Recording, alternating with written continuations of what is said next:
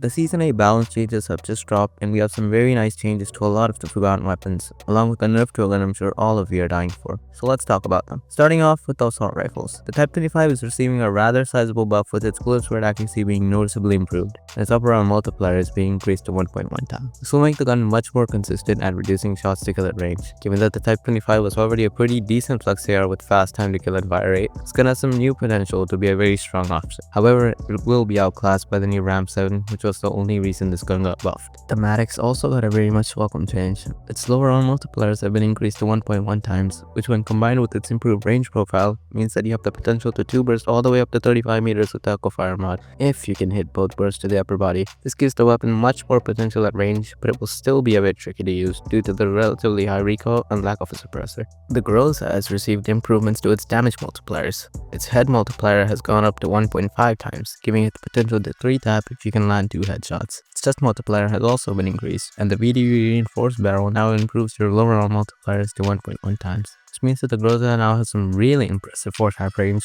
which allows it to perform a lot like the XM4 and Titan 19 on paper. However, it is still held back by its horizontal recoil, so it won't exactly be a meta option. The AMAX got a slight buff to its bullets for accuracy, with its initial spread going from 13 to 10 and its final spread going from 20 to 19. The arm range damage has also been increased, meaning that it will never take 7 shots to kill at very long ranges. This is a relatively minor buff, and it will still be an off-meta pick due to the slower time to kill. The Kilo 141 received a couple of quality of life buffs, with the ADS time penalty on the marksman barrel and the mobility penalties on the extended mags being reduced. Its lower arm multipliers have also been increased, giving it the potential to 3-tap without headshots. But you do have to land all 3 shots to the lower arms or chest, making it very inconsistent. Just like the AMAX, the Kilo's consistent time to kill is still not fast enough to reliably compete against the current meta. The last AR to change is the AS Val. The 200mm mid-range barrel now gives more range and bullet speed, and the quick response barrel now improves the chest and lower arm multipliers. The latter does sound pretty interesting, although it doesn't help with reducing shots to kill on a consistent basis, not even with the DMR conversion. The Val is still held back by its obnoxious recoil pattern, so it still remains as a mid-tier option. The only LMG buff is to the MG82,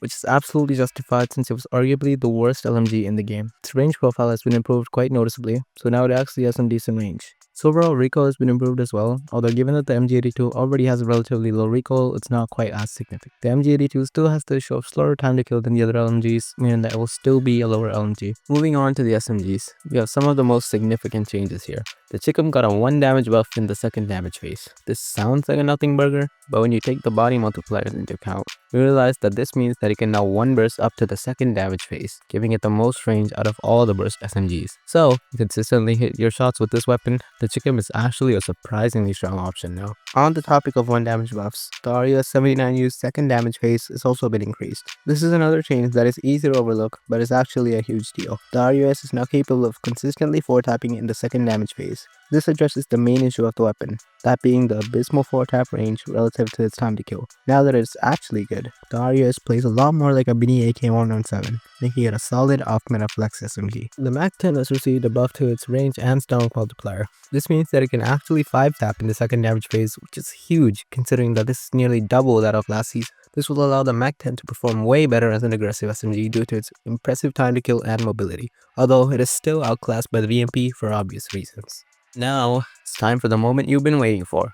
The USS 9 is finally getting proper nerfs. The bullet speed has been reduced by 60 meters per second, which will make it a bit less consistent at longer ranges. But the bigger nerf would be to the no stock attachment, as it no longer improves your movement speed. This means you can no longer nullify the mobility con from using the Carbine Pro barrel, resulting in slower sprint speed than a lot of the upper tier ARs. So now, you're forced to make a choice. You can keep using the Carbine Pro barrel, but you lose the ability to keep pace with SMGs, or you use the first responder barrel to conserve mobility, but deal with less range and even slower bullet speed. So while this nerf seems fairly minor, it's actually pretty significant in the grand scheme of things, although it will still be a super competitive flex SMG even after the nerf. When it comes to sniper changes, the Outlaw's lower arm multipliers have been increased.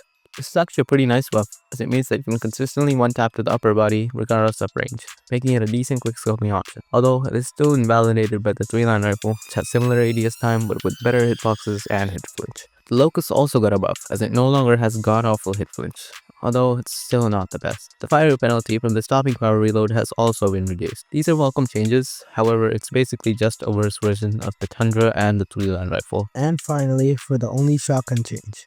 The striker now fires 2 extra pellets per shot. This will make getting 2 taps and even 1 taps in the initial range much more consistent. So we can see the striker being a very strong option for holding down the trigger and bum rushing objectives. Let's just hope that it doesn't become too obnoxious to play against, as a full auto shotgun meta sounds like hell. Now, as for the BR exclusive changes, the crossbow now deals a base damage of 150 up to 40 meters. This doesn't really change anything since it still can't one tap without headshots, so it's still just a crappier bolt action sniper. The HS2126 also got a change exclusive to Battle Royale, this one being a damage nerf in the second damage phase, which will make hitting one burst kills quite a bit less consistent. Because of this, we might see the striker taking over as the best auto shotgun for Battle Royale, since it can 2-tap very consistently after the buff. A few of the operator skills and equipment have received changes as well, and you can see them on screen right now. Let us know your thoughts on these balance changes in the comments below. Going dark.